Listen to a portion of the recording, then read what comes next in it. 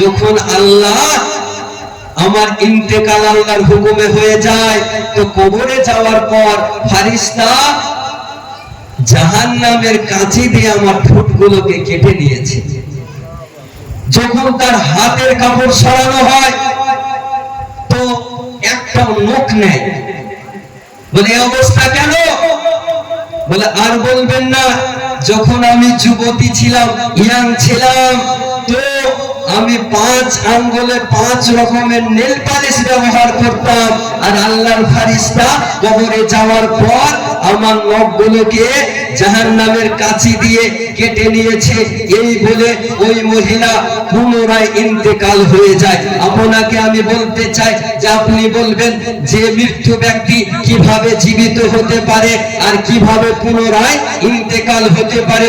হাফিজ শামসুদ্দিন আলাইহি রহমা তিনার রচিত গ্রন্থ আল কাবাইরের মধ্যে এই রকম কয়েকটি ঘটনা মানুষের শিক্ষার জন্য, যখন মানুষ খোদাকে খোদা বলে ভুলে যাবে, যখন আল্লাহকে আল্লাহ বলে ভুলে যাবে, তখন এই রকম শিক্ষার জন্য যুগে যুগে ঘটনা ঘটতে থাকে।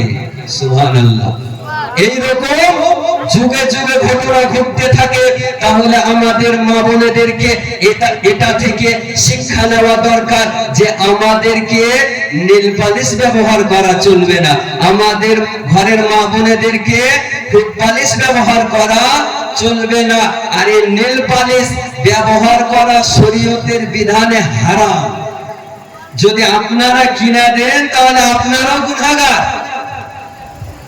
আজকে আপনি আমি জানি, কালকে আমাদের হযরত মাওলানা জীবনী গায়ক হযরত আল্লামা উবাইদুল ইসলাম সাহেব কিবলা বলতে ছিলেন যে একজন মহিলা যখন জাহান্নামে যাবে তো তার পিছনে 4 জন পুরুষকে জাহান্নামে যেতে হবে। কজন? 4 জন পুরুষকে। আপনি বলবেন যে আমি তো নামাজ পড়ি, আমার মেয়ে, আমার স্ত্রী, আমার বোন, আমার আত্মীয় স্বজন বেপরদায় চলে, তাহলে আমি নামাজ পড়ার পর আমি কেন জাহান্নামে যাব? আমার স্ত্রী বেপরদা চলতে পারে, আমি তো হজ করেছি, আমি কেন জাহান্নামে যাব? একটু মনোযোগ চাইবো আপনাদের। যখন কিয়ামতের ময়দানে একজন মহিলার জাহান্নামের ফয়সালা হয়ে যাবে, যাও জাহান্নামে চলে যাও, ওই মহিলা বলবে আল্লাহ পরওয়ারদিগারে আলম, আমি জাহান্নামে যেতে চাই না। আল্লাহ জিজ্ঞাসা করবেন কেন জাহান্নামে যেতে চাও না? ওই মহিলা বলবে যে আমি জাহান্নামে যাব না, সর্বপ্রথম আমার বাবাকে ডাকা হোক। তার বাবাকে ডাকা হবে। বলে আমার ভাইকে ডাকা হোক, তার ভাইকে ডাকা হবে।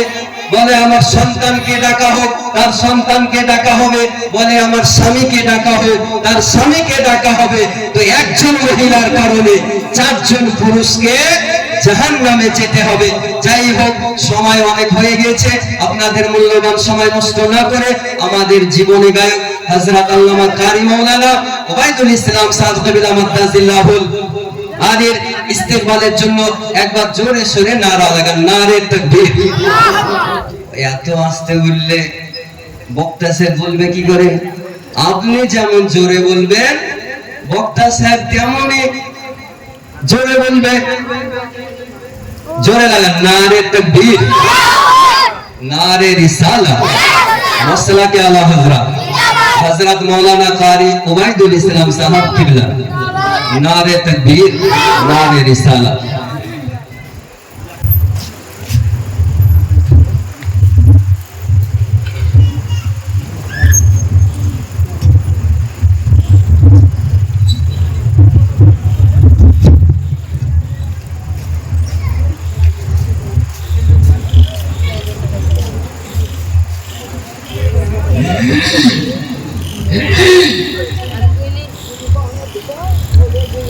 আসসালামু আলাইকুম ওয়া রাহমাতুল্লাহি ওয়া বারাকাতুহু। আহমাদুহু ওয়া নুসাল্লি আলা রাসূলিহিল কারীম। আম্মা বা'দু ফাআউযু বিল্লাহি মিনাশ শাইতানির রাজীম।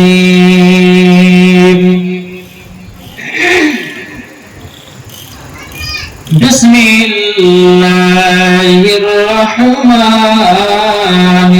الرحيم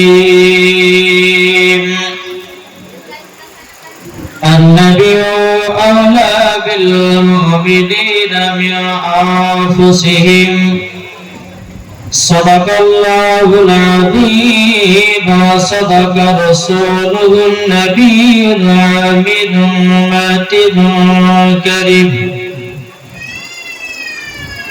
وعلى ذلك لمن الشاهدين والشاكرين والحمد لله رب العالمين يا أيها الذين آمنوا صلوا عليه وسلموا تسليما اللهم صل على مولانا محمد وعلى آله سيدنا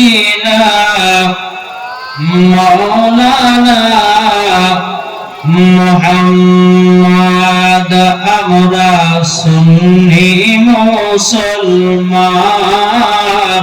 আমাদের হবে না সুবহানাল্লাহ আমরা সুন্নি মুসলমান আমরা সুন্নি মুসলমান আমরা সুন্নি মুসলমান প্রয়োজনী হলে নবীর প্রেমে জোর হবে না প্রয়োজনী হলে নবীর প্রেমে দিব নিজের